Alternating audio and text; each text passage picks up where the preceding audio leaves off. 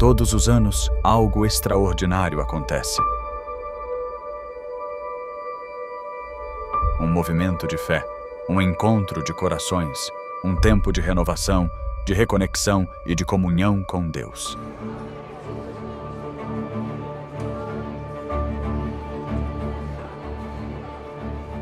Essa é a Campal Terceiro Anjo.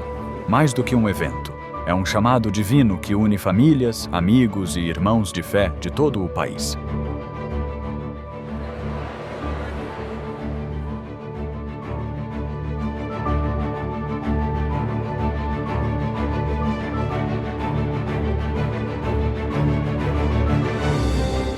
Mensagens inspiradoras, adoração poderosa e encontros que transformam vidas. Cada instante é pensado para reacender a fé e fortalecer sua caminhada com Cristo.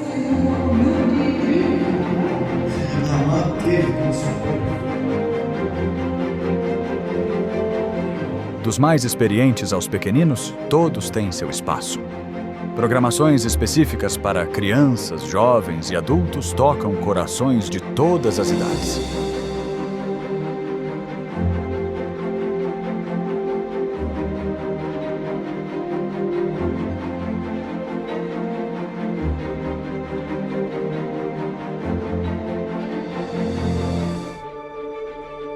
Conexão, comunhão, compromisso.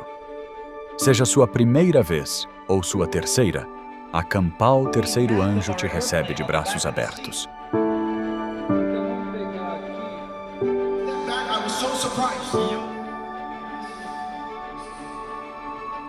Isso não é só um congresso, é uma família, um vislumbre do céu.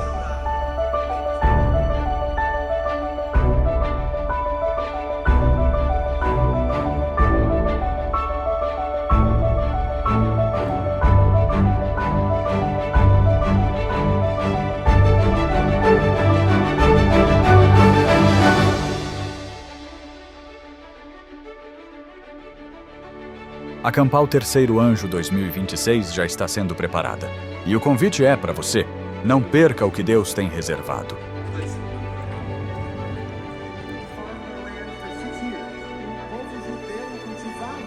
A cada ano damos um passo a mais perto do propósito, mais perto uns dos outros, mais perto do céu.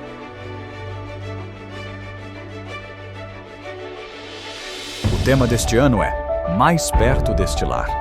Porque cremos que a jornada está quase no fim e o lar eterno está logo ali.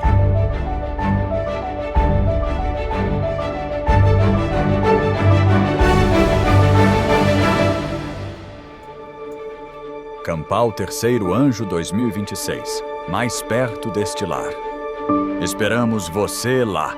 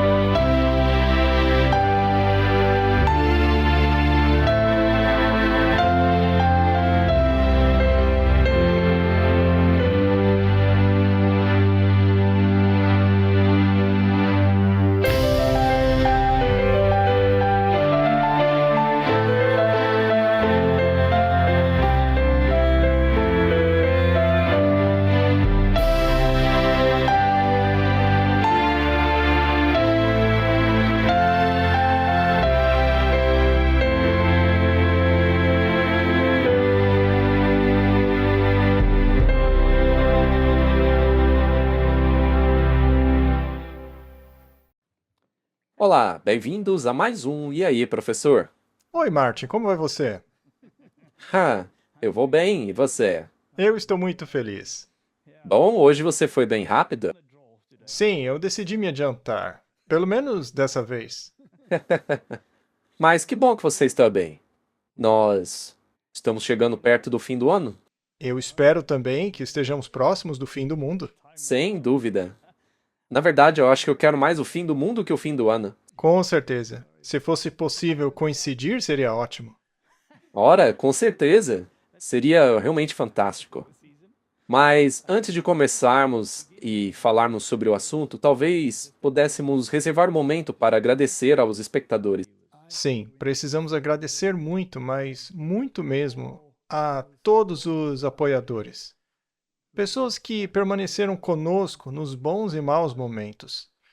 Eu espero que não tenhamos decepcionado ninguém. Vamos fazer um breve resumo dos eventos que aconteceram.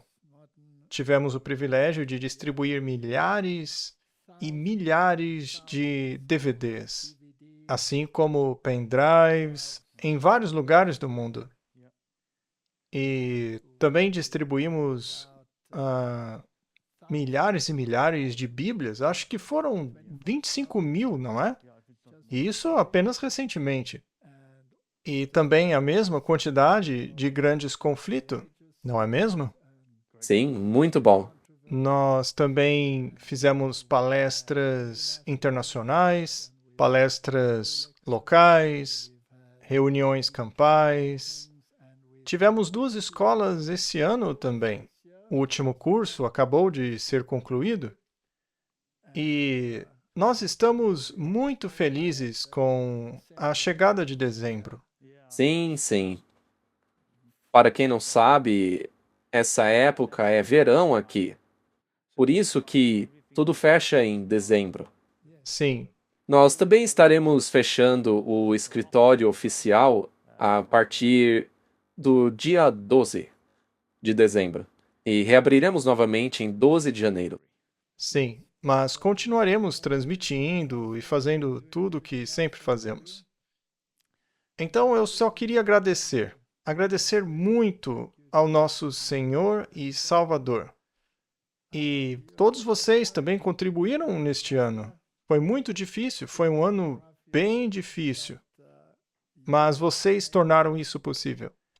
Não fazem ideia de quantas coisas incríveis acontecem por causa da generosidade com que as pessoas estão dispostas a ajudar. É realmente uma coisa maravilhosa. E sempre que surge uma necessidade, Deus simplesmente supre. Não só com relação à escola, mas também ao centro de saúde, que continua funcionando.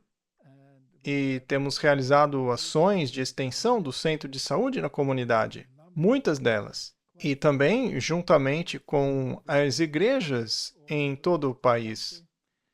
Então, nós temos estado muito ocupados, mas também muito abençoados. Eu não tenho palavras para agradecer a todos, principalmente ao nosso Senhor e Salvador Jesus, mas também do fundo do coração a todos vocês, aos doadores, apoiadores, por suas orações e apoio financeiro. Foi realmente um ano incrível. Que Deus abençoe a todos vocês. Sim, muito obrigado. As palavras não conseguem descrever como as pessoas estão nos ajudando. E posso apenas dizer que se as pessoas quiserem saber mais sobre os DVDs, os pendrives e livros, como por exemplo da Sonica, o livro da sua esposa, que ainda está disponível, eles podem acessar o nosso site e encontrar as informações lá em nossa loja. Também temos a versão internacional, então basta entrar lá e ver o que está disponível. Então, muito obrigado e que Deus abençoe a todos. E, aliás, vamos lembrar as pessoas que, na medida do que for humanamente possível, nós também distribuímos esse material gratuitamente para que a mensagem possa ser divulgada, para que ela chegue em todos os lugares. E até agora, Deus tem abençoado esse empreendimento e nós temos sido capazes de fazer isso, o que por si só é um grande milagre. Com certeza. Também não podemos esquecer de agradecer os tradutores. Gostaríamos de agradecer a todos eles. É verdade, temos pessoas que traduzem os nossos programas para várias línguas. Eu nem sequer conheço todas elas. São realmente muitas. Espanhol, italiano, português, acho que até russo e chinês também. Eu nem sei quantas línguas, na verdade. Há vários no Oriente. É simplesmente incrível que os programas estejam sendo lançados praticamente ao mesmo tempo. E essas pessoas são altruístas, eles fazem isso pela causa e por amor à causa. Portanto, agradeço a todos os tradutores, que vocês sejam ricamente abençoados em tudo que fizerem. E Martin, o que dizer dos funcionários que trabalham no Clash of Minds e na Verity? Que Deus também os abençoe. Eles trabalharam muito esse ano. Esse ministério não existiria sem eles, né? Não? É verdade. Portanto, muito obrigado. Somos muito gratos a todos vocês. Desde os que trabalham no escritório, do pessoal de TI, aos terapeutas, cozinheiros, Ah, com certeza. e também os doentes que vêm para ser fortalecidos espiritual e fisicamente, né? Foi um trabalho de equipe incrível. Deus é muito bom para todos nós. Obrigado a todos. Agradecemos imensamente pelo seu apoio. Vamos orar, Martin. Nosso Pai Celestial, obrigado por nos unir. Obrigado por mais um ano que já se passou. E agora, olhando para o futuro, sabemos que não podemos enfrentá-lo sem a tua presença ao nosso lado. Então, agora, nesta conversa, por favor, nos oriente e nos ajude, em nome de Jesus. Amém. Martin, o mundo inteiro está agitado. Nos Estados Unidos, as pessoas estão entrando em clima de férias, já estão pensando no dia de ação de graças, já estão entrando no período natalino. Então, estão todos agitados. Mas acredito que, em grande parte, nós perdemos a bendita esperança. E se eu observar algumas de nossas igrejas e pessoas, elas parecem não ter compreendido o conceito de que a vinda do Senhor está muito próxima. Essa é a bendita esperança da nossa igreja. Tem sido a bendita esperança há mais de 2000 anos. E, Martin, as pessoas estão esperando por esse evento já há 2000 anos. No entanto, muitos se acomodam e dizem, não, ainda não é a hora. Essa é uma situação lamentável. É como se quase todos estivessem em estado de torpor. Alguns deles percebem que as coisas estão acontecendo, Mas não tem uma sensação de urgência, né? bom, temos um trono preparado ali. E esse trono, é claro, pertence ao Rei dos Reis e Senhor dos Senhores. E não a um ser humano qualquer que se diga pontífice para se colocar ali fingindo ser um rei do milênio. Isso não vai acontecer, não é bíblico. E a ideia de que o mundo inteiro será convertido ao cristianismo e que o domínio milenar da igreja vai assumir o controle, que todos os judeus retornarão à Palestina, tudo isso é ilusão que você não encontra na Bíblia, a menos que você distorça a palavra de Deus. É isso aí. A única bendita esperança está na vinda de Jesus para restaurar a terra em seu estado original. E ele fará isso. Ele fará isso. Não seremos nós. Os herdeiros do reino estão esperando já há milhares de anos. Já se passaram 6.000 anos, mais ou menos. Ou muito próximo disso. Então vamos direto ao assunto e ver para onde ele nos leva. A grande esperança de todas as eras desde o princípio tem sido a esperança do Messias estabelecer o seu reino. Martin, alguém já conseguiu isso até hoje? Não, e eles vêm tentando já há milênios. E sempre que parecem estar prestes a acontecer, algo acontece e tudo desmorona, não é? Principalmente por causa do egoísmo e orgulho que entram em jogo. Isso mesmo. Adão tinha essa esperança e pensava que ela se realizaria em um dos seus descendentes. Provavelmente achou que era Caim. Sim, o primogênito, mas ele tornou-se um assassino. Pois é, imagine só, Martin. Você espera e acha que este que nascerá irá redimir e tornar-se o Salvador. Só que ele acaba sendo um assassino. Deve ter sido um choque terrível. Eu acho que os corações de Adão e Eva, Se partiram, né? após virem a morte e suas consequências na natureza, deve ter sido terrível. Então, Adão e Eva tinham a esperança. Eva tinha a esperança, mas não concretizou-se. Então Deus fortaleceu essa esperança quando Enoque foi trasladado, mas o Messias não veio em seus dias. E então o mundo antediluviano desapareceu em destruição, ao invés de tornar-se o reino glorioso de Deus. Se Deus não tivesse intervido naquele último momento, não teria restado nenhuma linhagem para vir o Messias. Veja como Deus é paciente ao esperar até o último instante. E hoje ainda o xingam de genocida, não é mesmo? Quando, na realidade, foi uma ação para salvar a humanidade. Sim, na verdade, foi um ato de misericórdia. Para com a humanidade, sim.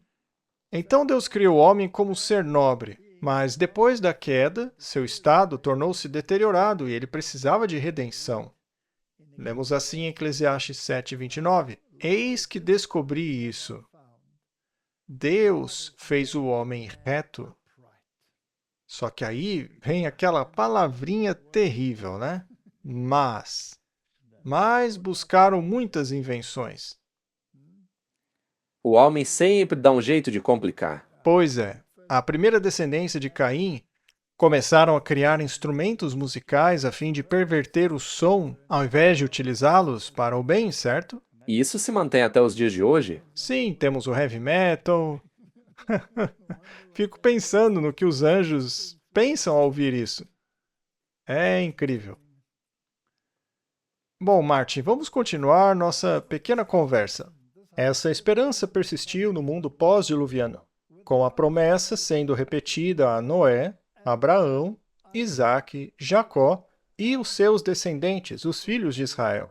E todos eles pensavam que isso aconteceria em seus dias respectivos, correto? E não aconteceu. Então, por que achamos que há muita chance de acontecer conosco? Bom, deve haver certas coisas que se concretizaram desde então. Ah, Mas devo dizer que, apesar de não ter acontecido no dia deles, acho que eles não se deixaram abater. Eles mantiveram sua esperança viva. é a bendita esperança. Os judeus aguardavam esse libertador, ansiando por um grande libertador do seu país.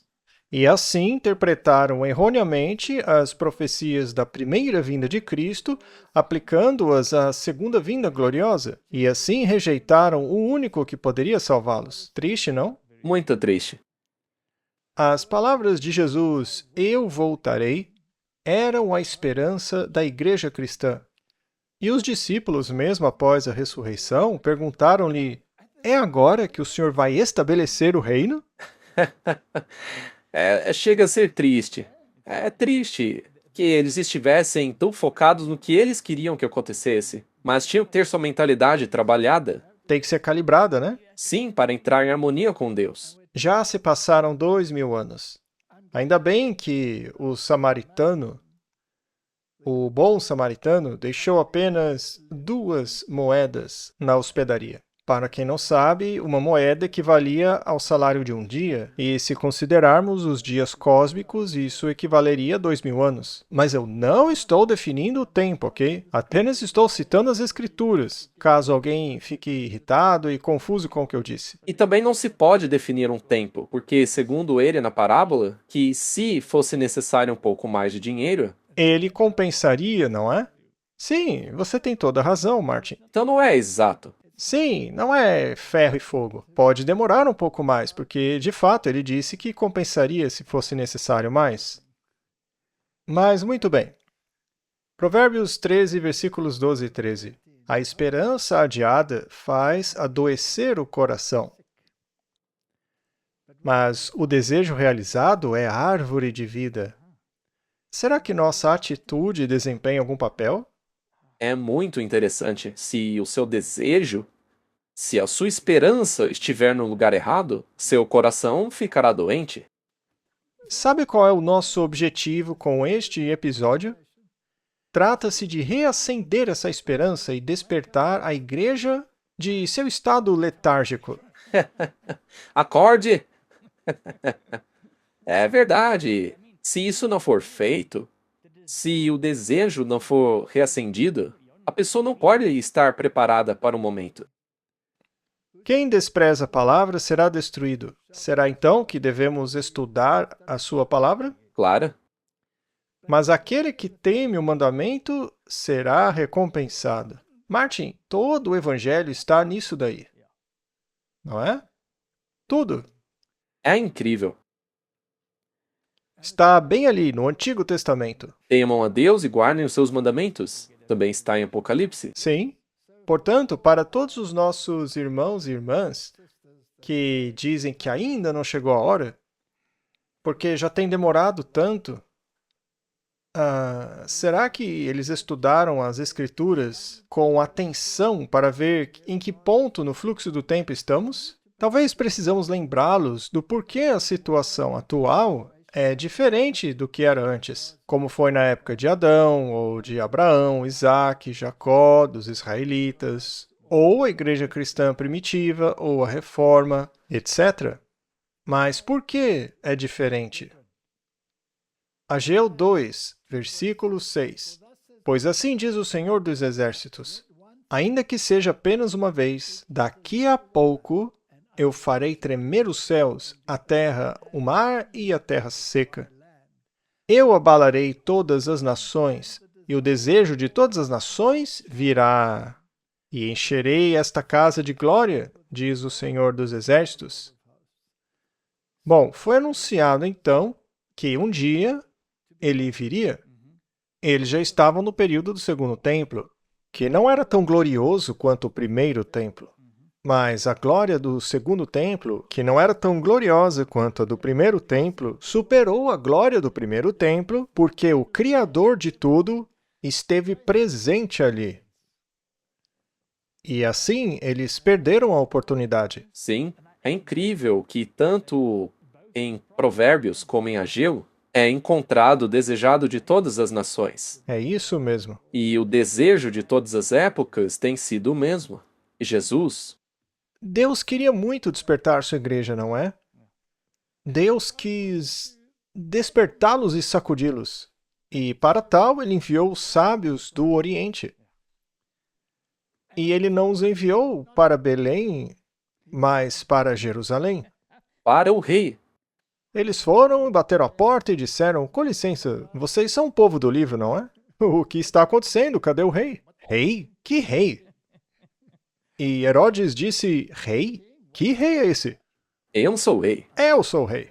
Bom, então, ele chamou os escribas que investigaram os escritos e disseram que o Messias nasceria em Belém. Isso é assustador. Eles estudaram a questão e a entenderam. Não eram ignorantes. E ninguém foi lá verificar. Só os pagãos foram. Ninguém do povo de Deus foi lá. Somente os sábios orientais. Assim Deus ignorou os escribas e deu as boas novas a alguns pastores que estavam no campo conversando durante a noite. Foram os únicos que reconheceram o seu nascimento. É uma história incrível, simplesmente incrível. Se não fosse real, poderia ser um conto de fadas. Mas isso nos leva à passagem bíblica na qual Jesus perguntou: encontrarei fé quando voltar? Exato. Embora esta seja uma promessa da primeira vinda, ela é igualmente relevante para a segunda. Esta promessa foi cumprida à risca. E, da mesma forma, a promessa da segunda vinda também será cumprida. Eles perderam a promessa porque tornaram-se complacentes demais com seus rituais. Nem sequer estavam procurando o Messias. Paulo situa o abalo dos céus e da terra, como foi dito aqui, no futuro, fazendo referência também à segunda vinda. Então, esse texto aqui tem dupla aplicação. Mas onde ele faz isso? Ele o faz em Romanos 12, versículos 26 e 27. A sua voz então abalou a terra. Mas agora ele prometeu, dizendo, ainda uma vez abalarei não só a terra, mas também o céu.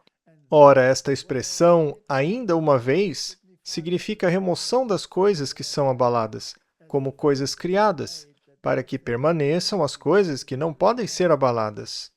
Isso é uma referência à segunda vinda.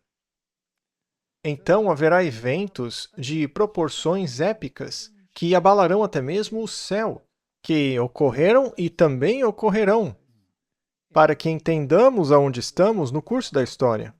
Sim, isso tem sido visível. Isso já aconteceu com alguns desses sinais. Então, o que eles fizeram quando os discípulos começaram a pregar isso? Os espancaram. E o que fizeram com as pessoas que começaram a pregar a segunda vinda? A igreja também não os espancou? Mesma coisa. Em 1844, o período em que a primeira mensagem do hoje foi transmitida, Eles ainda querem seu reino terrestre e estão trabalhando o tempo todo para construí-lo. e o que será das pessoas que pregam que isso vai acontecer em breve? Martin, o que acontece com todos aqueles que são herdeiros do reino? Aqueles que já morreram e estão sob a terra, que foram mártires por causa de Cristo, muitos deles. E aqueles que aguardam sua segunda vinda e desejam fazer a sua vontade, para que tenham o direito de entrar na cidade. Ora, deixa eles apodrecerem aí por mais 1 milênio, ou 2, ou 3, enquanto a gente se diverte aqui embaixo. Não faz o menor sentido. Então, Paulo pregou com fervor a segunda vinda de Cristo. Hebreus 6,17. Querendo mostrar de forma bem clara a natureza imutável do seu propósito para com os herdeiros da promessa, Deus o confirmou com juramento para que, por meio de duas coisas imutáveis, nas quais é impossível que Deus minta, sejamos firmemente encorajados, nós, que nos refugiamos nele para tomar posse da esperança a nós proposta, que é Cristo, certo? A qual esperança temos como âncora da alma, firme e segura, que penetra no interior no véu, para onde Jesus, o precursor, entrou por nós, constituído sumo sacerdote para sempre, segundo a ordem de Melquisedeque. Então já passamos essa fase da história. Sem dúvida? Já tivemos o cumprimento da esperança messiânica e dos tipos e sombras do Antigo Testamento. Tudo se cumpriu em Cristo. Pois qual é a nossa esperança, ou alegria, ou coroa de júbilo? Não sois vós também na presença de nosso Senhor Jesus Cristo, na sua vinda? Então ele estava pregando isso. Vai acontecer. Aguardando essa bendita esperança e a gloriosa aparição do grande Deus e nosso Salvador, Jesus Cristo. Uau! Que declaração! Isto significa, gramaticalmente, que Jesus Cristo é o grande Deus e o grande Salvador. Foi isso que eu quis dizer. Eu nem queria entrar nisso, mas não dá pra você simplesmente excluir esse versículo da Bíblia, né? Mas já se passaram 2000 anos, eu estou ficando cansado, eu vou tirar uma soneca. Parece com Pedro e os outros quando Jesus foi orar. Em breve, essas pessoas estarão comemorando o Ano Novo e todos tentarão ficar acordados até a meia-noite. Mas o maior evento da história está diante de nós e eles estão dormindo. Realmente é preciso soar o alerta. Exato. Espero que estejamos fazendo isso. Eu também espero que sim. Paulo se apoiava nesta esperança. Eles alertaram os outros para que não esperassem por isso antes que a grande apostasia tivesse cumprido seu papel nefasto. Então, tinha pessoas que pregavam, olha, Cristo vai voltar, vai acontecer na nossa época, pode acontecer nesta geração, então temos que nos preparar e tal. Mas está em Tessalonicenses que ninguém vos engane de maneira alguma, pois aquele dia não virá sem que primeiro venha a apostasia, e seja revelado o homem do pecado, o filho da perdição. Mas, espera aí, Martin. Isso já não aconteceu? Sim, Quem revelou o homem do pecado? a reforma. Ah, E já faz bastante tempo. sim, um pouco mais de 500 anos, não é? Os reformadores pregaram isso fervorosamente. E os descendentes dos reformadores colocaram essa verdade no lixo e fecharam a tampa, aderindo a movimentos ecumênicos cujo líder é o próprio homem do pecado. Isso também está fazendo parte do processo de queda das igrejas protestantes? Muito bem, então a apostasia já ocorreu. E o homem do pecado já foi revelado. E esse homem do pecado será destruído pelo esplendor da vinda do Senhor. Muito bem, estou apenas tentando estabelecer uma linha narrativa através da história. Para sabermos onde estamos. Isso, é importante sabermos em que ponto da história nós estamos. O qual se opõe e se exalta acima de tudo o que se chama Deus, ou é objeto de culto, de modo que ele, como Deus, se assenta no templo de Deus, mostrando-se como Deus. Esse templo de Deus é a igreja, e não um templo de pedra, como ensinavam os reformadores. E ele finge ser Deus. Isso são todas aquelas declarações papais afirmando que ele é Deus e tudo mais. Esses documentos antigos não podem ser negados. Não se pode negar o que eles já afirmaram no passado. Bom, então isso foi revelado. Mas eu te confesso isto, que segundo o caminho que eles chamam de heresia, desta forma eu adoro Deus dos meus pais, crendo em tudo o que está escrito na lei e nos profetas. Eu acredito na Bíblia, Martin. Eu acredito. E você acredita? Completamente? Completamente. Cada palavra dela. O problema é que isso te qualifica como um fanático, segundo eles. Sim, um fundamentalista. Isso também. Eu aceito esse título com muita alegria. E faz apenas um ou 2 dias, não me lembro bem, mas foi bem recente, o novo Papa também disse o seguinte: ora, com todos os fanáticos e fundamentalistas. Ah, ele falou isso? Bem, eu fico feliz, porque isso é um sinal dos tempos. Para eles somos hereges. Ah, sim, Martin. Segundo eles, com certeza somos hereges porque acreditamos na Bíblia. Especialmente porque cremos em todas as coisas escritas na lei e nos profetas. Então, concordamos com Paulo, porque, de acordo com a descrição deles, nós somos hereges. Sou feliz de ser um herege neste sentido. E tende esperança em Deus, a qual eles mesmos também creem, de que haverá a ressurreição dos mortos, tanto de justos como de injustos. E nisso eu me exercito, para ter sempre uma consciência sem ofensa para com Deus e para com os homens. Então Paulo tinha essa bendita esperança de que todas essas maquinações e eventos que aconteceriam, que ocorreriam ao longo da história, culminariam, no fim das contas, na vinda de Cristo. E Pedro, será que ele tinha essa esperança? Claro, com certeza. Bendito seja o Deus e Pai de nosso Senhor Jesus Cristo, que, conforme sua misericórdia abundante, nos regenerou para uma viva esperança pela ressurreição de Jesus Cristo dentre os mortos, para uma herança incorruptível, imaculada e que não se desvanece, reservada nos céus para vós. Onde está a recompensa, Martin? Não aqui.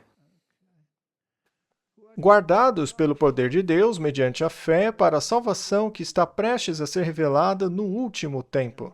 Nos últimos tempos. Exato. Eles podem tentar fazer o reino deles o quanto quiserem. Não vai dar certo. Não vai. Nisso exultais, ainda que agora, por um pouco de tempo, se necessário, estejais sofrendo com várias provações, para que a prova da vossa fé, muito mais preciosa do que o ouro que perece, embora provada pelo fogo, redunde em louvor, glória e honra na revelação de Jesus Cristo. Na revelação, na aparição de Jesus Cristo. Não na criação de um milênio temporal, formado por um grupo de igrejas que nega aos santos de todas as épocas o direito de fazer parte desse reino. Não. Isso não faz sentido? Bom, então, à luz do que acabamos de ler, estaria Cristo sendo negligente em relação à sua vinda? Ou existe um protocolo estabelecido? Sim, eu acredito nisso. Ele estabeleceu os limites para a humanidade e concedeu-lhes a oportunidade de encontrá-lo e serem salvos até o tempo em que os redimidos de todas as eras fossem reunidos e se tornassem filhos do reino. Faz sentido? Sim. E não fazer parte de um reino terrestre aqui nessa terra, nesse pesadelo. Não importa no que você acredita, dizem eles. Deus vai esclarecer as doutrinas quando chegarmos no céu. Mas não é assim, elas serão resolvidas aqui mesmo, porque estão na Bíblia. Leiam a Bíblia, deem atenção a ela. Mas o Papa quer deixá-la de lado? Ora, um dos dois está errado. Sim, e eu não acredito que seja a Bíblia. Pois é. João 1,10. Ele estava no mundo e o mundo foi feito por intermédio dele, mas o mundo não o conheceu. Veio para o que era seu, mas os seus não o receberam. Mas a todos quantos o receberam, dessa vez pelo menos o mas é positivo, né? Mas a todos quanto o receberam, deu-lhes o poder de se tornarem filhos de Deus, aos que creem no seu nome. Esse poder é o derramamento do Espírito Santo sobre os filhos de Deus. Então, Martin, o Israel de todas as eras... eles serão herdeiros do reino, sejam israelitas literais ou israelitas espirituais, correto? Sim, e é interessante que os mesmos requisitos para se qualificar para fazer parte de Israel são os mesmos para os literais e os espirituais. Deuteronômio 32:8. Quando o Altíssimo dividiu as nações, sua herança, quando ele separou os filhos de Adão, veja, Martin, ele separou. Ele estabeleceu os limites do povo de acordo com o número dos filhos de Israel, pois a porção do Senhor é o seu povo. Jacó é o destino de sua herança. Então, eles se dividiram em dois grupos, a linhagem de Caim e a linhagem de Adão, através de Sete e Sem, e etc. Falemos um pouco sobre essa separação. O que fez a linhagem de Caim? Eles desenvolveram a religião do Oriente, que era uma religião voltada para o lado oposto do santuário, longe da expiação de Cristo, longe do altar. Eles direcionaram sua bússola para a salvação por meio de suas próprias obras. Sim, enquanto isso, os outros guardavam os mandamentos de Deus. Os requisitos sempre foram os mesmos. Sim. Então, esse é o Israel de todas as eras, os vencedores que lutam com Deus desde o princípio. Quando esse propósito for alcançado, todo o seu povo será coberto com o manto da justiça. Eles são os herdeiros do reino. Então, desde os tempos mais remotos, seja a época de Enoque, seja Noé ou Matusalém, seja o povo pós-diluviano, a linhagem de Sem, Jafé e Cã, estejamos falando sobre a divisão que ocorreu ali, na qual eles se separaram de novo, aqueles que seguem a linhagem de Nimrod e aqueles que seguem a linhagem do povo de Deus, Abraão, Isaque e Jacó, sempre houve dois grupos. E há o manto da justiça. Seremos revestidos com o manto da justiça. Esse é o único manto que te levará ao paraíso. E não é você que o faz. Não, ele tem que ser nos dado de fora. Isaías 60, versículo 21. O teu povo também será todo justo. Herdará a terra para sempre. O renovo que plantei, obra das minhas mãos, para que eu seja glorificado. É o reino dele, do princípio ao fim. Mas isso ainda não foi visto porque eles estão mortos, estão esperando a ressurreição. 2 Pedro, o Senhor não retarda sua promessa, como alguns pensam, chamando isso de negligência, mas ele é longânimo para conosco, não querendo que nenhum se perca, mas que todos cheguem ao arrependimento. O reino está se aproximando, está crescendo. É por isso que, às vezes, somos um pouco egoístas, porque queríamos ele agora, né? Sim. Eu mesmo queria agora. Eu sei, mas a gente tem que ser paciente, Walter. Será que isso é uma fábula? Ah, Bom, muitos começam a achar que é, não é? muitos. Ai, Deus está demorando, então vou comer, beber e festejar. Afinal, tem muito tempo ainda. Bom, Pedro disse, porque não seguimos fábulas engenhosamente inventadas quando vos anunciamos o poder e a vinda do nosso Senhor Jesus Cristo, mas fomos testemunhas oculares de Sua Majestade. Martin, Cristo virá quando as profecias concernentes à sua vinda se cumprirem. Você concorda? 100%? Não há uma espera, uma demora. Ele está aguardando o cumprimento das profecias. As profecias da primeira vinda não se cumpriram? No dia exato. É impressionante, não é? Todos podemos constatar o cumprimento dessa profecia, não é? Quando ele saiu das águas do batismo, o tempo se cumpriu. Ora, que tempo? O da profecia de Daniel. A profecia das 70 semanas. Quando ela terminou, Martin? 27. Depois de Cristo. Agora, some 2000 anos a isso. Estou brincando, não faça essa matemática, porque vai confundir os escribas e fariseus. Não vamos irritá-los ou confundi-los com essa matemática, para mostrá-los onde estamos no curso da história. Não quando Jesus vai voltar, mas onde estamos no curso da história. Muito bem. É a mesma coisa que aconteceu quando Jesus disse: vejam a figueira. Ele não estava definindo um tempo, mas mostrou que eles não estavam prontos. Então, fora daqui. Ele virá quando todas as profecias se cumprirem, não é mesmo? Sim. Então seria importante saber quais profecias já se cumpriram? Ora, claro. E é assim que analisamos em que ponto estamos no curso da história. Como que os reis magos sabiam que haveria um Messias? Eles estavam estudando as profecias. Profecias de Daniel. Sim, é das 70 semanas. Sim, e eles vieram da antiga religião medo-persa, que haviam honrado os escritos de Daniel. Exatamente. Muitas vezes mais do que aqueles que deveriam ter sido os depositários dos oráculos, não é? Portanto, a profecia deve ser interpretada à luz da história. Apenas uma interpretação histórica e contínua da profecia pode fazer justiça a todas as épocas, ou seja, essa bobagem de futurismo, onde todas as profecias se cumprirão apenas numa época em que a igreja nem sequer estaria presente. Ora, para que serve a Bíblia então? Como alguém pode acreditar nisso? Mas esse é o pensamento atual, o dispensacionalismo. Talvez porque seja uma visão confortável, né? Porque você fica esperando, adiando, porque certas coisas ainda não aconteceram.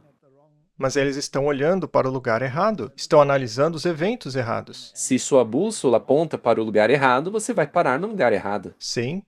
Portanto, todas as eras tiveram que estudar as Escrituras para saber em que ponto da história se encontravam. Se a humanidade tivesse estudado diligentemente as profecias nesse contexto, não teriam cansado-se de esperar e sofrido o naufrágio de sua fé. Acredito que muitas pessoas de nossa comunidade estão fazendo o mesmo. Portanto, as profecias de Daniel e Apocalipse precisam ser compreendidas, porque nos dão as grandes linhas da história.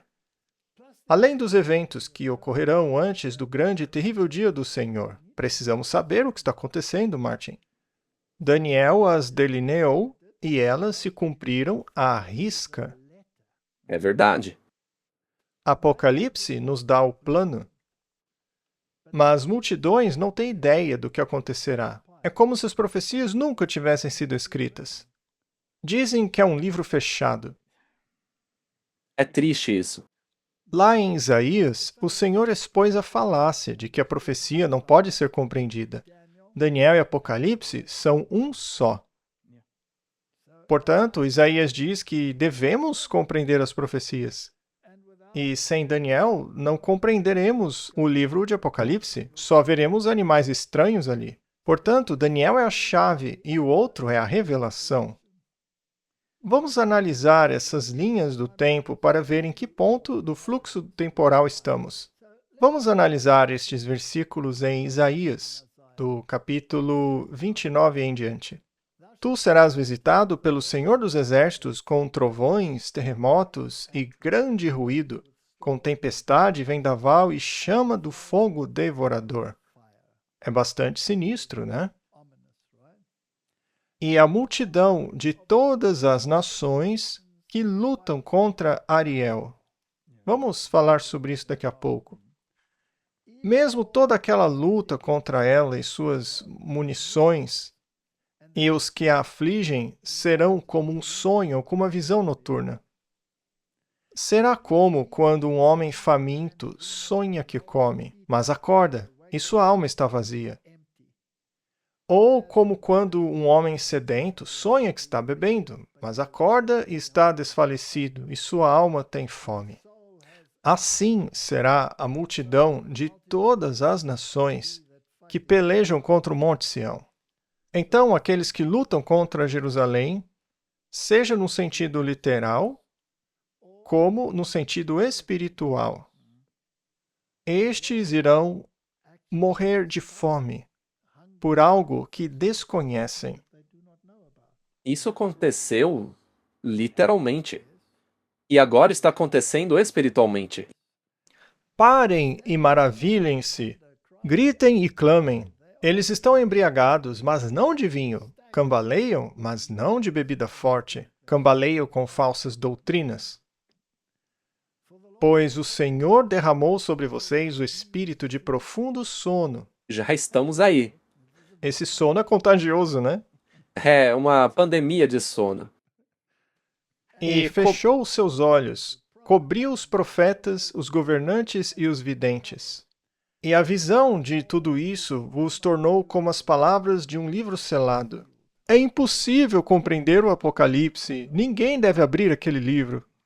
Ora, mas é uma revelação. É uma revelação que os homens entregam a um sábio dizendo: lê isto, peço-te, e ele responde: não posso, é um livro selado. Martin, é exatamente isso que acontece hoje. Eu sei que eu tô rindo, mas Mas é uma tragédia. E infelizmente isso é verdade. Eu sei porque você tá rindo. É porque é exatamente o que acontece hoje. Isso se cumpriu. é isso mesmo. E o que podemos fazer para acordá-los? Nada. Uma bomba atômica não acordaria essas pessoas. Vamos analisar um pouco mais a fundo. Versículo 12. E o livro lhe é entregue, embora não seja apreendido. Ou seja, o sujeito erudito diz: eu não consigo entender esse livro. A gente diz: leia sim, mas ele responde: eu não posso, não faz sentido para mim. Ora, mas é justamente ele que deveria estar me ensinando o livro. Portanto, o Senhor diz: esse povo se aproxima de mim com sua boca, e com seus lábios me honram, mas afastaram de mim o seu coração. Mas o seu temor para comigo consiste apenas em ensinamentos de homens? Eles não estudam as Escrituras. E ainda que você não entenda o livro, Deus pode te ajudar com isso. O que eles querem é inventar a sua própria religião. E Martin, se o livro é tão difícil assim de entender, será que colocar um monte de bateria e barulheira facilitaria ainda mais a compreensão dele? Claro que sim. Ou então ficar repetindo as coisas como um mantra. Portanto, eis que procederei a fazer uma obra maravilhosa entre esse povo. Sim, uma obra maravilhosa e um prodígio. Porque a sabedoria dos seus sábios perecerá. Veja só. E o entendimento dos seus prudentes será ocultado. É um aviso muito sério. Mas quem é essa Ariel? Ariel é um nome simbólico para Jerusalém, que significa leão de Deus.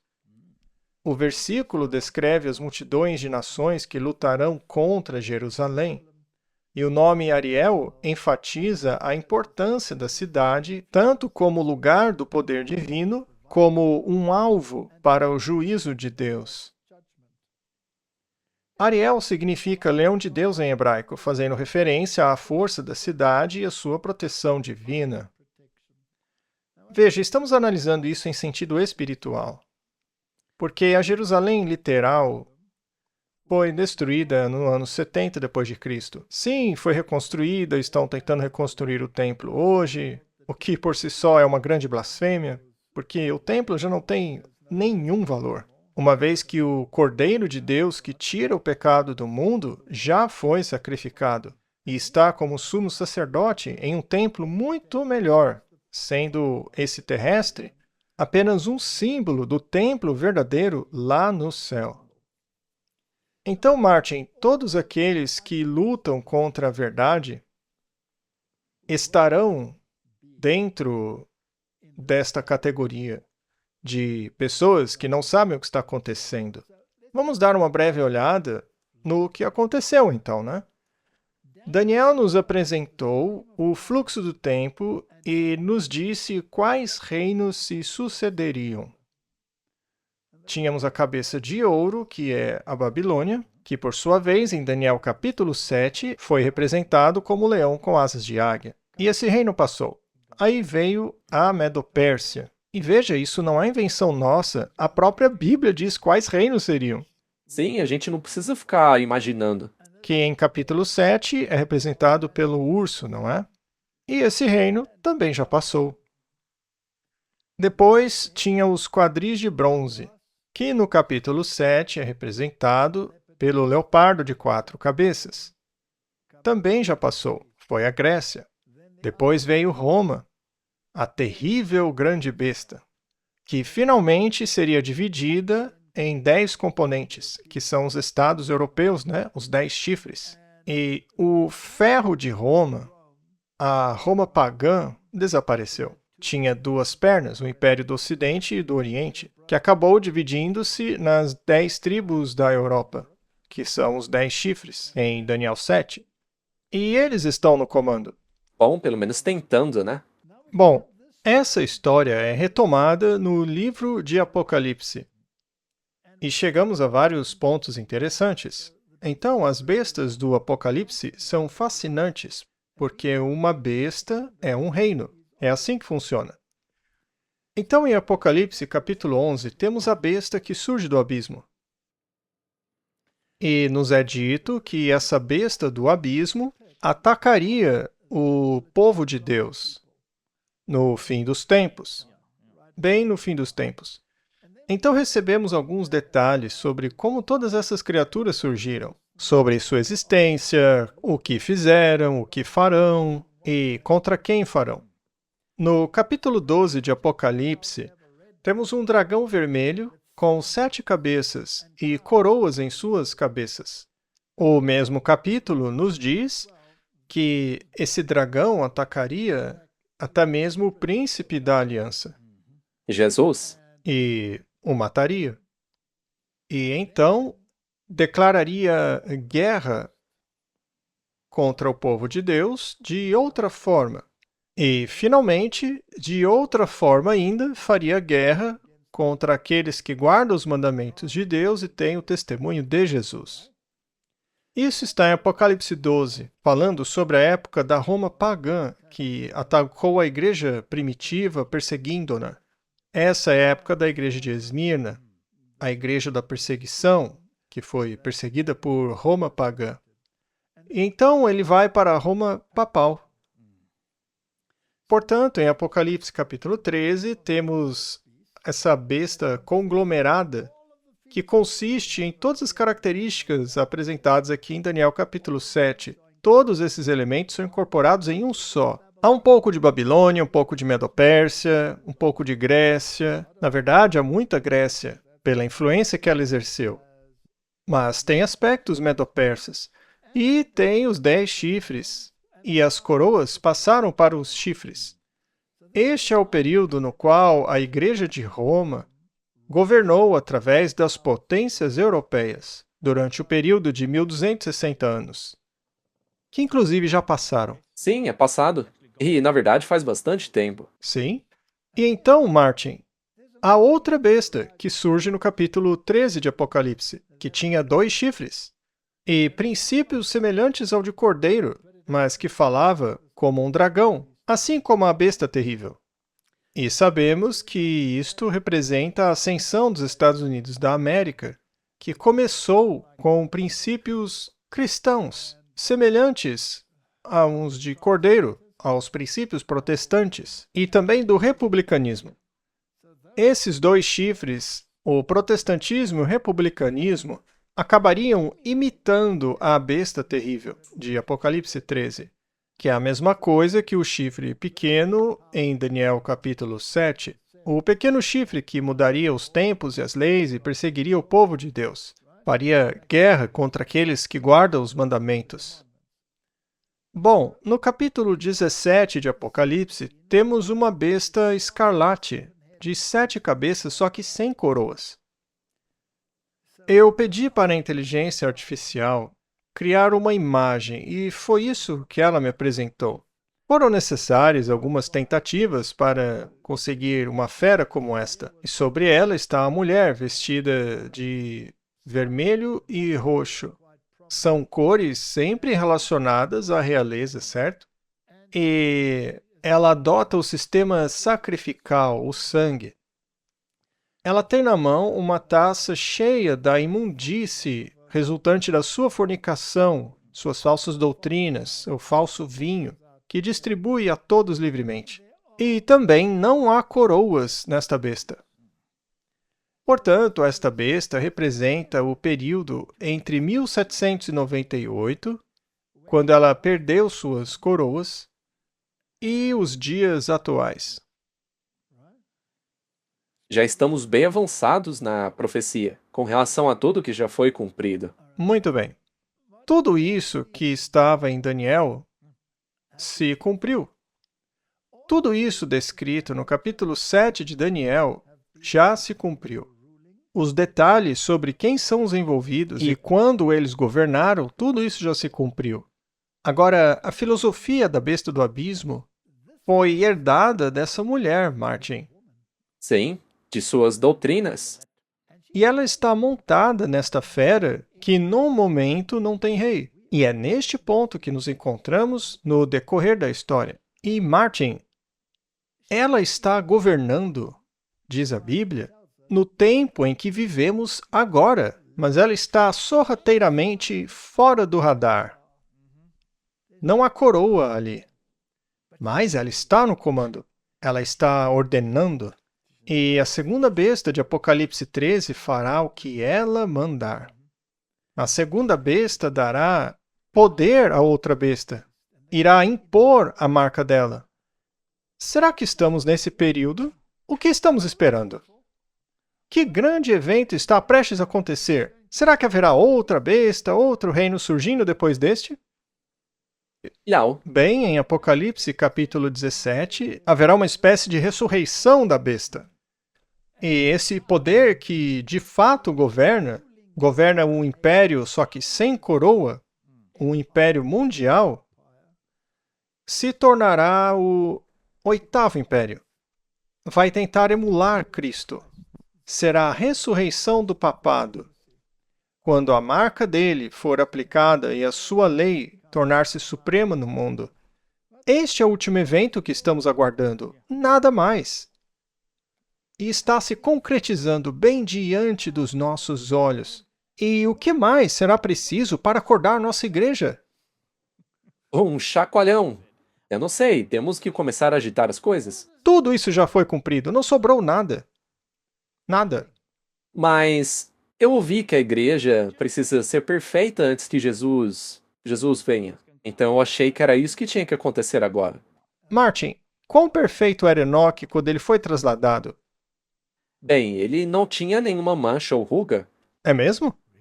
Sim, E quanto a Elias? mesma coisa. Mas ele era um homem com as mesmas paixões que as nossas, diz a Bíblia. Claro. Martin, todos aqueles reformadores que viveram à altura da luz que tinham, até o ponto de morrerem por ela, até mesmo morte na fogueira. Que manto eles utilizavam? O mesmo manto de justiça que todos têm que ter para irem ao céu. Quão perfeito é esse manto? Totalmente. Porque só existe um perfeito. Então, seria possível superar a perfeição e ser mais perfeito do que eles? Não. Eu acredito que a salvação tem sido a mesma ao longo de todas as épocas. A única diferença é o que eu disse. Você tem que estar à altura da luz que recebeu. E, curiosamente, nós, hoje, já recebemos muita luz. Temos mais luz do que qualquer um deles. Por acaso Martinho Lutero sabia quem era a segunda besta de Apocalipse 13? Não. Ele nem sabia de sua existência ainda. A maioria nem sabia da existência do novo mundo. Ele sabia quem era a mulher montada na besta, e isso ele sabia sim. Mas ele não sabia quem era a besta. Mas será que ele tinha condições de saber quem era a besta sem a coroa? Não. Ele não tinha como saber isso. Não tinha como, Martin. Veja só. É por isso que eu acho que se as pessoas ficam esperando por coisas acontecerem, o risco disso é acabar caindo no sono. Mas prontos ou não, Jesus vem. Vai acontecer mais cedo ou mais tarde. Nós dependemos dele, não ele de nós. Não podemos nos tornar presunçosos. Podemos apressar a vinda dele, se fizermos a sua vontade e despertarmos as pessoas. Sabe, Martin, o povo de Deus já poderia estar em casa. Se Israel, por exemplo, tivesse aceitado o Messias, podia ter acabado ali. Se o movimento adventista inicial tivesse aceitado a doutrina da justificação pela fé, poderíamos ter ido para casa. Então eu devo dizer que, infelizmente ou felizmente, eles não corresponderam às expectativas. Sim. Infelizmente para muita gente, mas para nós, felizmente. Felizmente para nós. Então, Martin, vamos falar sobre isso um pouco. Então, essa descrição do evento final, culminando na abominação da desolação, permanecendo no lugar santo, conforme profetizado no livro de Daniel, segue o fluxo da história descrito no livro de Apocalipse. A besta que sai do abismo e guerreia contra a palavra de Deus e contra o seu povo tem certas fases. A primeira fase desta besta terrível, com atributos de dragão, confrontou a própria palavra viva e a igreja primitiva. É assim que lemos em Apocalipse capítulo 12. Esta era Roma pagã, com coroas nas 7 cabeças, que engoliu todos os reinos listados por Daniel. Conforme avançamos no tempo, chegamos ao mesmo poder romano, onde as coroas haviam se transformado nos 10 chifres de Apocalipse 13, onde o chifre de Daniel 7 governou por 1260 anos, e ele mudou os tempos, mudou as leis, perseguiu os santos e proferiu blasfêmias. Alegava poder perdoar pecados, se dizia Deus na terra. Foi uma situação terrível. Até que pareceu ter recebido um ferimento mortal e se transformado na besta do Apocalipse 17. Agora ele está atuando nos bastidores, onde seu poder secular aparentemente havia sido removido, simbolizado pela ausência de coroas. Como ele está governando agora? Governa em segredo, por meio de sociedades secretas. Por meio dos Cavaleiros de Colombo, dos Cavaleiros de Malta, dos Jesuítas. Você pode citar qualquer um desses grupos diabólicos que governam por trás da cortina. Os maçons, os Rosa-Cruzes e todas as suas bobagens ocultistas. Então ele se transformou na besta de Apocalipse 17, onde seu poder secular aparentemente havia sido removido, simbolizado pela ausência de coroas. Ainda assim, ela controlava a besta, porque a igreja cavalga a besta enquanto segura o cálice com suas abominações e embriaga o mundo com seu conteúdo. Mas como ela controla a besta? Essa é uma pergunta válida. Bom, ela exerce esse controle através dos seus representantes. Já falamos bastante sobre eles, inclusive governos ao redor do mundo.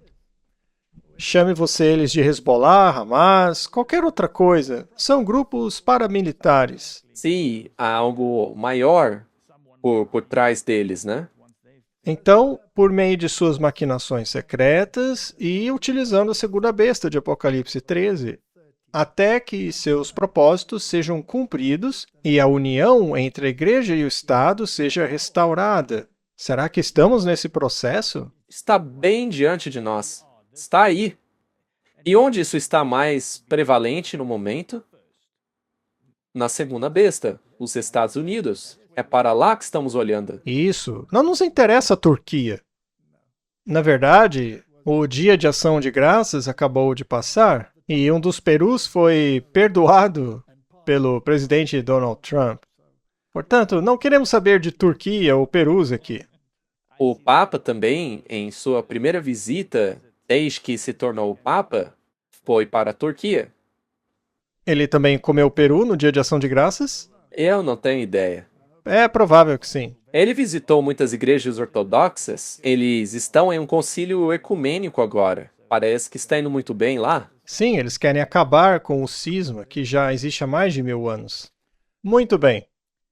Então ela está usando representantes, com o objetivo de restaurar a união entre a igreja e o Estado, criando a imagem que faz a sua vontade. Impõe a sua marca e guerreia contra Cristo e sua verdade, perseguindo seus filhos, que guardam os mandamentos e se apegam ao testemunho de Jesus. Tudo já está pronto. E eles estão conversando sobre essa união entre a igreja e o Estado e o estabelecimento do reino terrestre. Sim. E os nacionalistas cristãos deixaram claro o que eles querem. Sim, nós tivemos até mesmo programas com eles. Estamos próximos, Martin. Será que há alguma coisa mais que possamos ter deixado passar no livro de Apocalipse que ainda precisa acontecer para que as coisas continuem por mais um milênio ou dois? Somente uma interpretação errônea. Se você está lendo e colocando coisas ali, isso então não está se integrando ao restante. Muito bem. Teria a primeira forma da besta com coroas já passado? Sim, E a segunda, com coroas nos chifres? também já passou. Muito bem. E a terceira besta, sem coroas? Também. A segunda besta que saiu da terra já está aqui? Já. E ela já está criando uma imagem para unir igreja e Estado? Ora, é só abrir os olhos, está acontecendo agora mesmo. A marca da primeira besta está em seus planos? Sem dúvida que está. Veja o projeto 2025. Muito bem. Está escrito lá no documento? Sim, Temos nós marchado através do fluxo do tempo rumo ao iminente cumprimento das profecias do livro do Apocalipse? sim. Ou seja, não resta mais nada. Então por que os filhos se cansaram de esperar e caíram em um torpor enquanto deveriam estar bem despertos? Quando chegar a hora do cumprimento da profecia, ela se cumprirá. Sempre foi assim e será assim novamente. Afinal, o apóstolo Pedro diz em 2 Pedro 1,19: temos também uma palavra mais segura de profecia, onde bem fazeis se prestar atenção. Aliás, o mundo inteiro denigre este livro aqui desde o princípio. Desde as primeiras páginas, o mundo faz desse livro um conto de fadas. Mas ao verem isso, deveriam abrir os olhos e cair em si quanto à sua ignorância. É que há tantas vozes por aí que nem verificam a palavra por si mesmos. Apenas ouvem o que as pessoas dizem. Ah, isso daí não tem importância nenhuma. Bem, todas essas coisas que já ocorreram não confirmam a profecia? Sim, Muito bem. Então faríamos bem em prestar atenção como a uma luz que brilha num lugar escuro, até que o dia clareie e a estrela da alva surja em vossos corações. e é Jesus quem faz isso. Ele precisa reacender a chama em nós. Muito bem, vamos refletir um pouco sobre isso. O próprio Jesus nos contou e informou aos seus profetas para nos dizerem o que aconteceria, certo? Haveria uma apostasia, e aconteceu. A Idade das Trevas, a Roma Papal, né? Haveria uma reforma onde a igreja perseguida no deserto sairia do cativeiro babilônico. Já aconteceu. Martinho Lutero disse isso. Haveria uma guerra contra a palavra de Deus, conforme registrado em Apocalipse, capítulo 11. E tudo isso aconteceu. Tivemos a evolução, o marxismo, que quiseram literalmente matar Deus e estabeleceram essa liberdade que temos no mundo hoje. Até mesmo a palavra em si. Foi atacada, né? Sim, até mesmo as escrituras foram infiltradas com outros manuscritos. Assim a palavra seria exaltada acima dos céus e da terra, e todos teriam acesso a ela. Surgiram as sociedades bíblicas, né? Divulgando a mensagem. E doutrinas de demônios e falsas manifestações de espíritos malignos tentariam destruí-la. Isso acontece em todo o mundo hoje. O Evangelho eterno seria pregado e restaurado novamente nas primeiras mensagens dos anjos, resultando na queda da Babilônia, porque eles não aceitariam. Não, eles querem um milênio temporal nessa terra. Querem que os judeus voltem para a Palestina e que o mundo inteiro se converta. Mas a Bíblia diz que não, que haverá ovelhas, mas também bodes. Portanto, eles vivem em um mundo de ilusões. Muito bem. E culminaremos na perseguição final.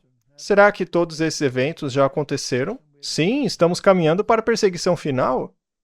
Sim, estamos bem aí. Se é assim, por que ficamos paralisados em vez de energizados? Espero que esse programa ajude um pouco. Martin, por favor, não caia no sono, hein? A profecia nos diz que a vinda do Senhor virá como um ladrão na noite para os filhos da incredulidade. Olha, isso é o mais importante. Eles distorcem esse texto completamente, colocando aí a doutrina do arrebatamento secreto. Então, Martin, as igrejas que não anseiam pela vinda de Cristo, mas por um evento que ocorra aqui na Terra, não vão acabar sendo surpreendidas com o ladrão à noite? Tessalonicenses 5 nos diz: pois vocês mesmos sabem perfeitamente que naquele dia o Senhor virá como um ladrão à noite?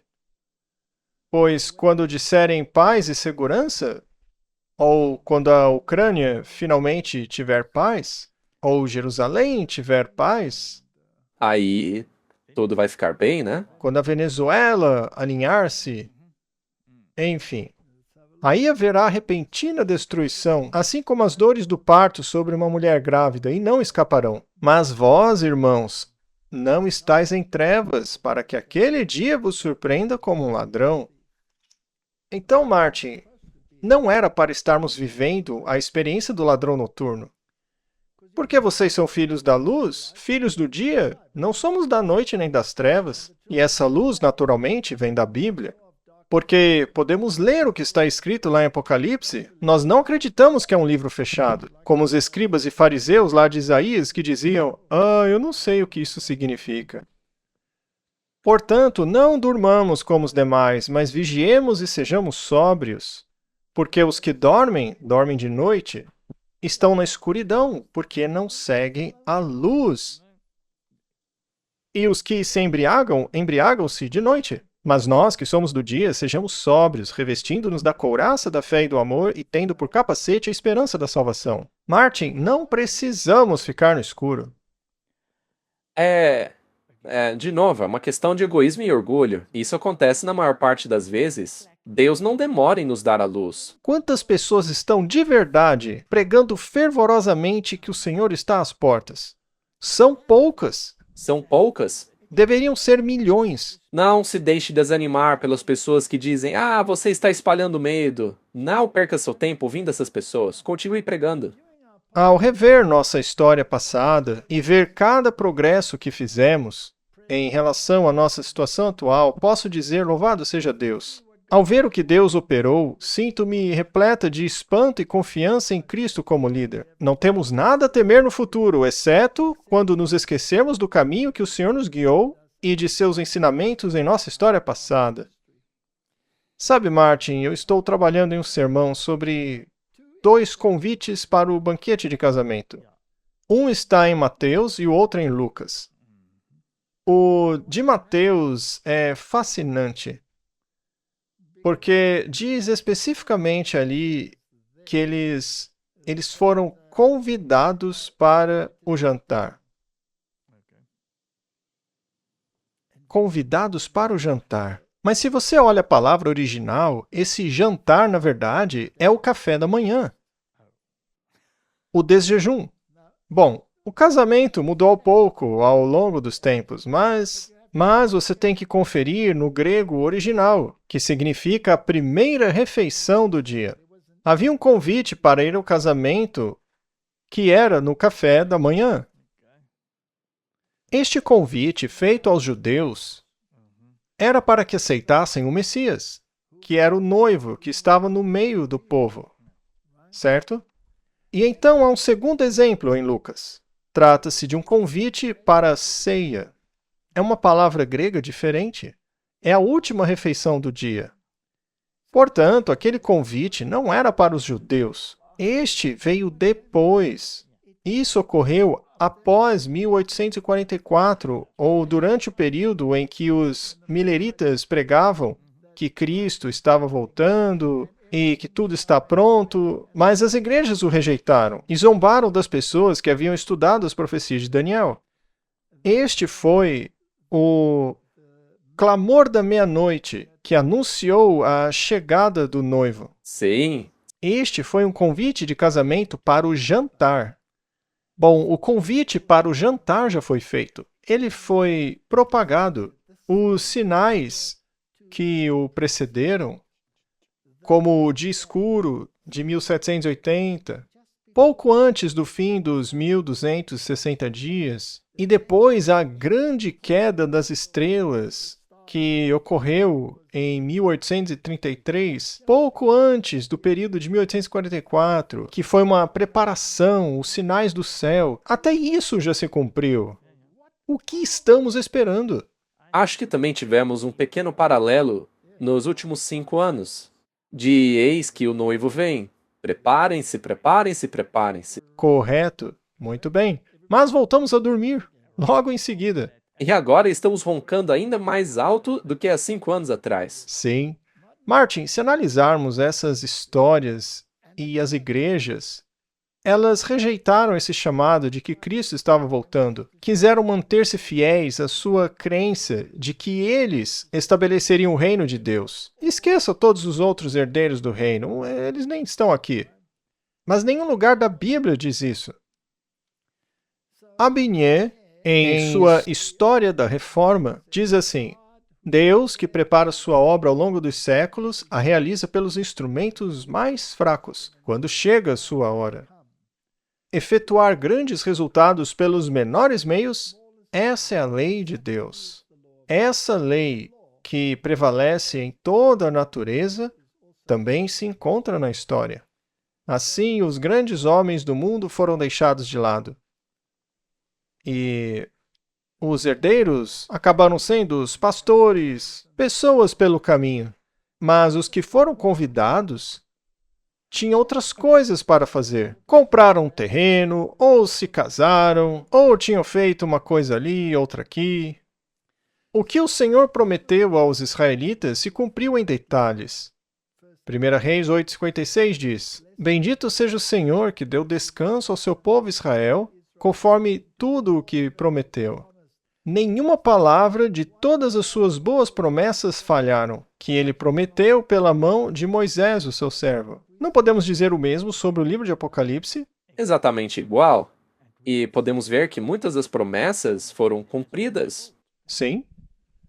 O mesmo se aplica à era do Novo Testamento. 2 Pedro 1,4 diz: Pelas quais nos são dadas grandíssimas e preciosas promessas, para que, por elas, vos torneis participantes da natureza divina, havendo escapado da corrupção que pela concupiscência há no mundo. Porque todas as promessas de Deus são nele sim, e nele amém, para a glória de Deus por nosso intermédio.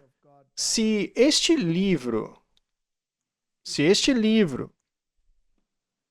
até este momento, já não foi autenticado nas mentes dos homens, jamais será. Está tudo lá, Martin. Sim, está tudo aí. É uma questão de escolha. Você ainda pode decidir. É só olhar e ver que tudo que ele disse já se cumpriu. Para quem gosta de fatos, basta estudar. Veja que as profecias bíblicas se cumpriram. Há 100% de prova que tudo se concretizou. Os reformadores estavam preparados para morrerem por aquilo que criam? Ora, não deveríamos estar preparados para fazer o mesmo? Então, vale a pena morrer pela verdade, Martin. Vamos relembrar a história da verdade descoberta no martírio daqueles que a defenderam. De Wycliffe a Hus, de Lutero aos grandes reformadores, até os anabatistas, como Hans Hus, Menno Simons, Oswald Gleit, os sabatistas, os batistas, os congregacionalistas, metodistas, batistas do sétimo dia, mileritas, conexão cristã, adventistas do sétimo dia, vieram todas deles?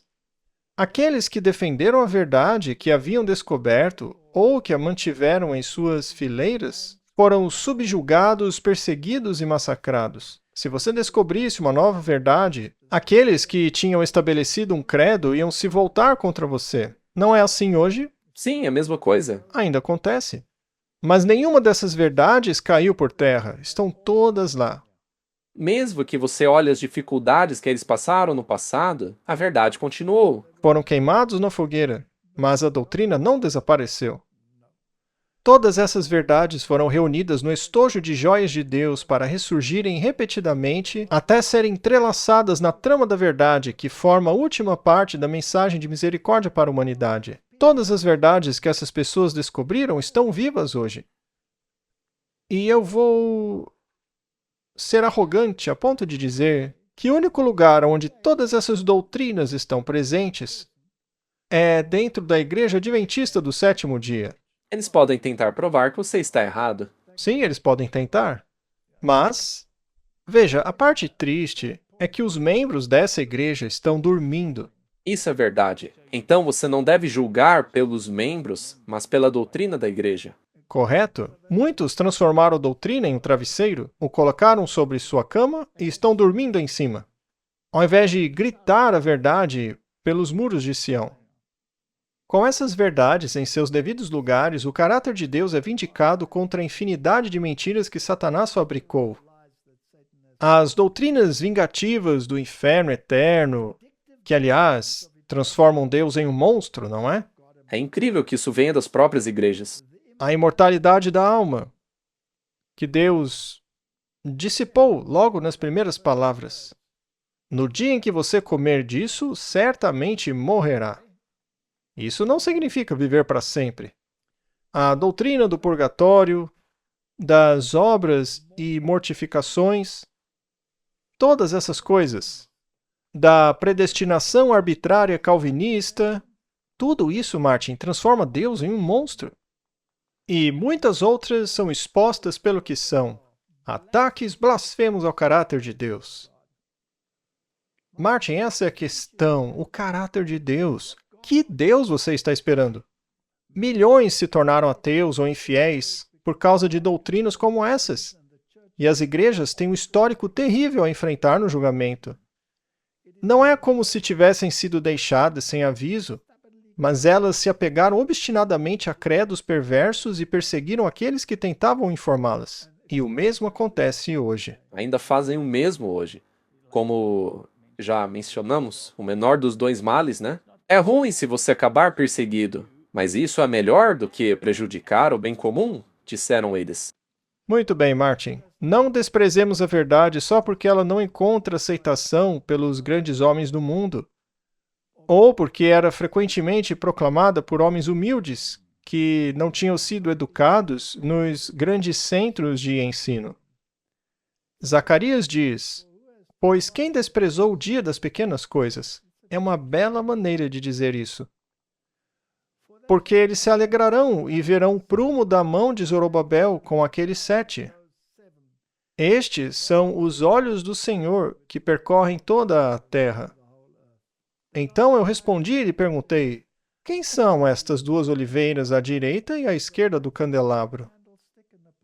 E eu lhe respondi novamente: que são estes 2 ramos de oliveira que, através dos 2 tubos de ouro, derramam azeite dourado? E ele me respondeu e disse: não sabes o que são estes? Eu disse: não, meu senhor. Estes são os 2 ungidos que estão diante do Senhor de toda a terra. Então, temos a Bíblia, temos os 2 ungidos, o Antigo e o Novo Testamento, o Evangelho em tipo e o Evangelho em verdade.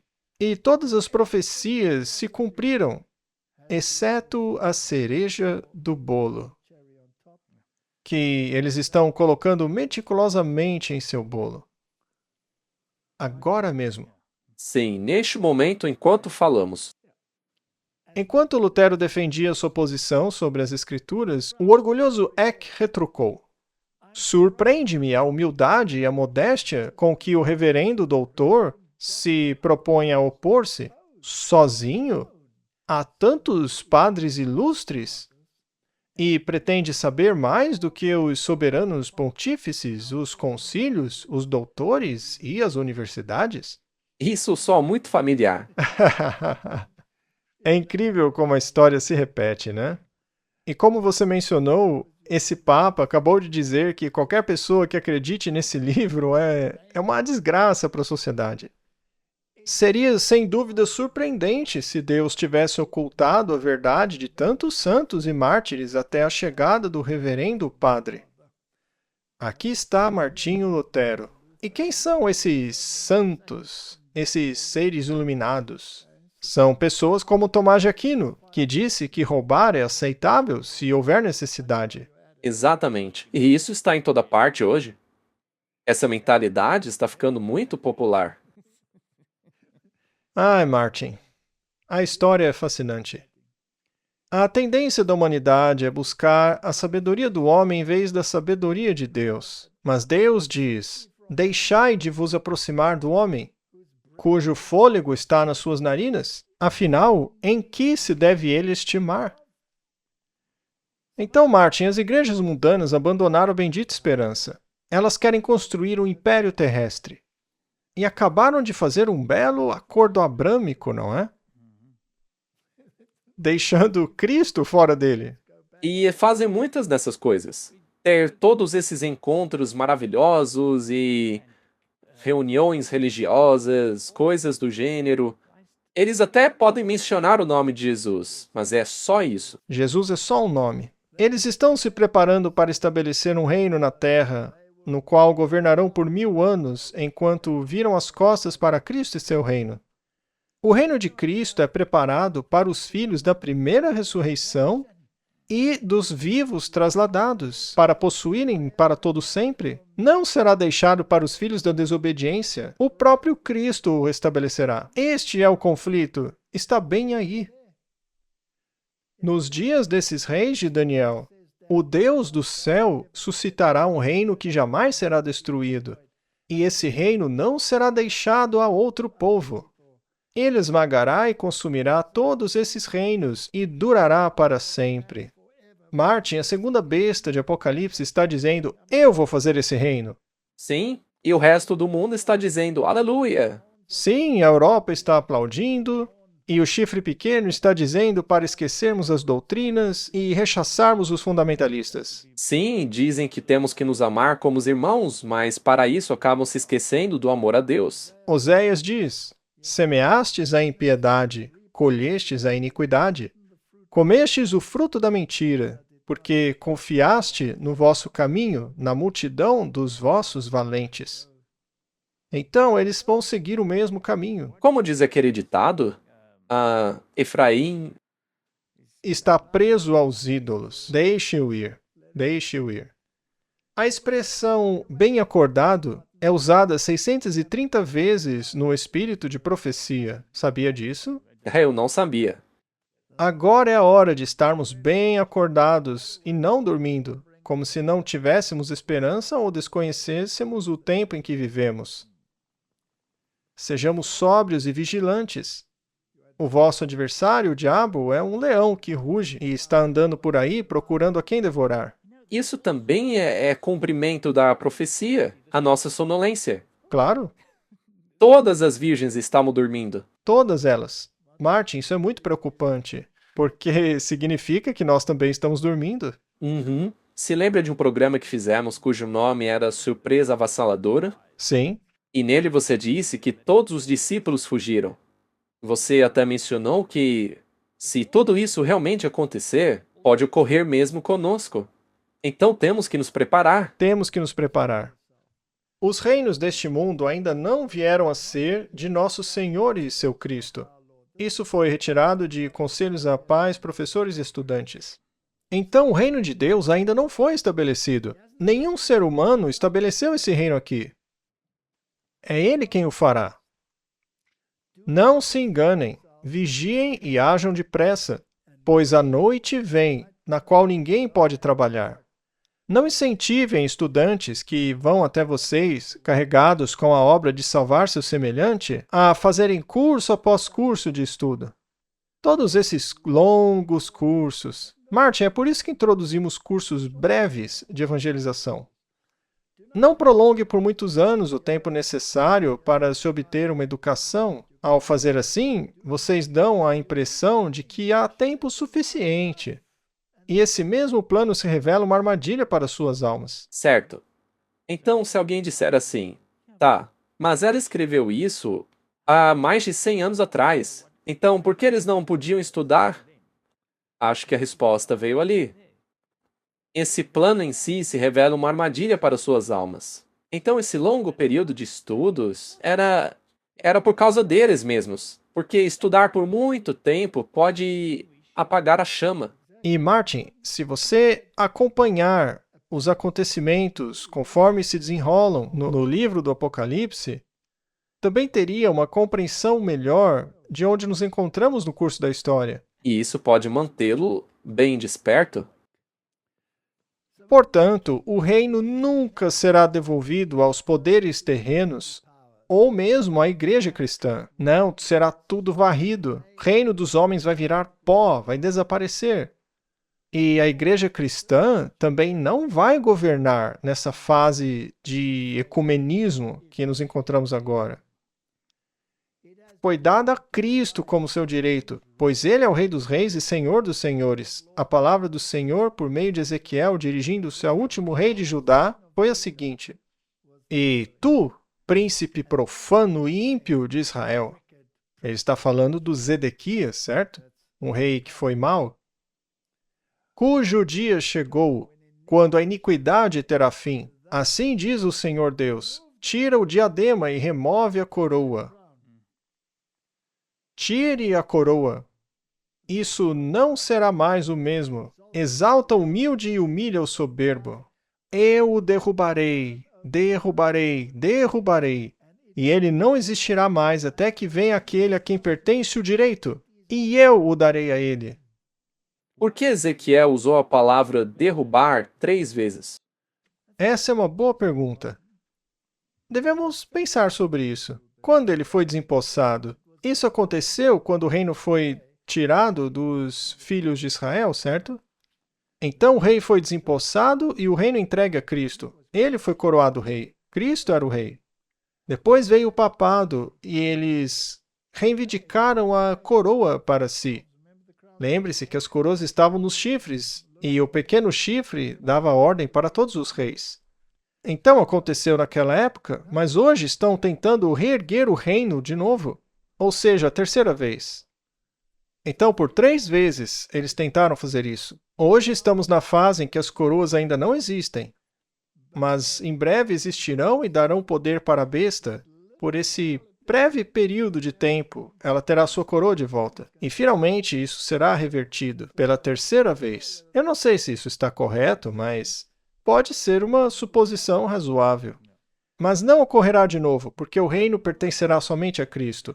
É aí que cai por terra a estátua que representa o reino dos homens. Será esmiuçada, desaparecerá, e não será destruída por mãos humanas. E Miqueias diz: E tu, torre do rebanho, fortaleza da filha de Sião, a ti virá o primeiro domínio. O reino virá para a filha de Jerusalém. Cristo vai estabelecer tudo, e os seus súditos serão seus herdeiros. Não serão eles a fazer isso. E o Salmo 89 diz: E farei o meu primogênito mais elevado do que os reis da terra. A minha misericórdia o conservará para sempre, e a minha aliança permanecerá firme com ele. A sua descendência permanecerá para sempre, e o seu trono como os dias do céu. Martin, os herdeiros do reino serão aqueles que serão ressuscitados em sua vinda, junto com os trasladados. Aquele que testifica essas coisas diz: certamente vem depressa. Amém. Vem, Senhor Jesus. Martin, vem, Senhor Jesus. Tudo foi cumprido. Amém? Então, esse trono, será que será algum pontificado terrestre a ocupá-lo? Não. E eu fico muito feliz que não. Não. Esse trono é reservado para o Rei dos Reis e Senhor dos Senhores. sob os pés de quem os reinos da terra serão derrubados, derrubados, derrubados, e ele estabelecerá o seu reino. Então, Martin, o tempo acabou. Pronto ou não, aqui vamos nós. É o que ele diz. E é exatamente por isso que devemos estar bem atentos, muito despertos. Vamos orar. Pai Celeste, tudo se cumpriu, exceto a cereja do bolo, a qual eles estão ocupados agora mesmo para colocá-la aonde eles bem desejarem. E aí virá a destruição repentina. Senhor, ajuda-nos a espalhar a palavra e a chamar um povo para fora de Babilônia, que se tornou casa de demônios e habitação de toda ave impura e odiosa. Ajuda-nos a levar a luz para o mundo, a luz que emana do Filho de Deus, o verdadeiro Rei deste trono. Em nome de Jesus, amém. Todos os anos, algo extraordinário acontece. Um movimento de fé, um encontro de corações, um tempo de renovação, de reconexão e de comunhão com Deus.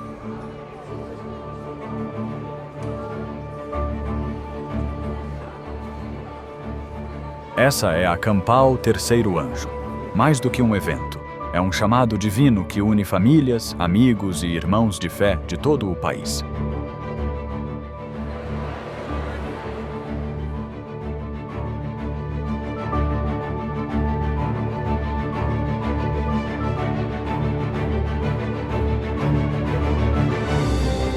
Mensagens inspiradoras, adoração poderosa e encontros que transformam vidas.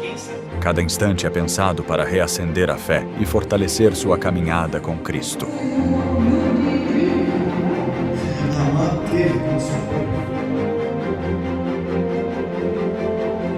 Dos mais experientes aos pequeninos, todos têm seu espaço. Programações específicas para crianças, jovens e adultos tocam corações de todas as idades.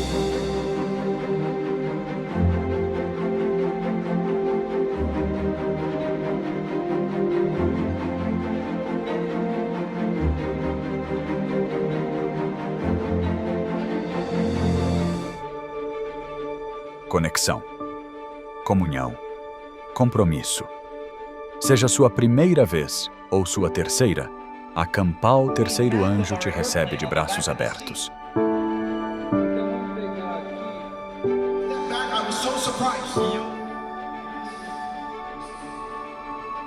Isso não é só um congresso, é uma família, um vislumbre do céu.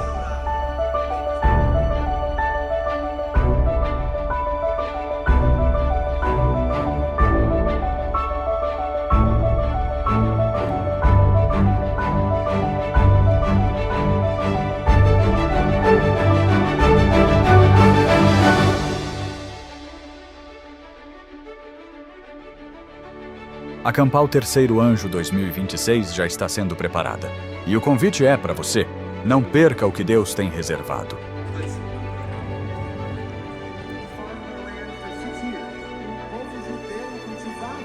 A cada ano damos um passo a mais perto do propósito, mais perto uns dos outros, mais perto do céu.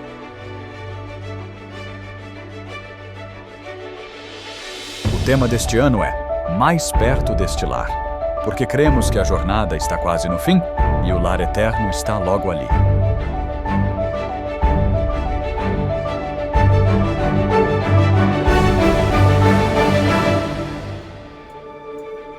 Campal Terceiro Anjo 2026. Mais perto deste lar. Esperamos você lá.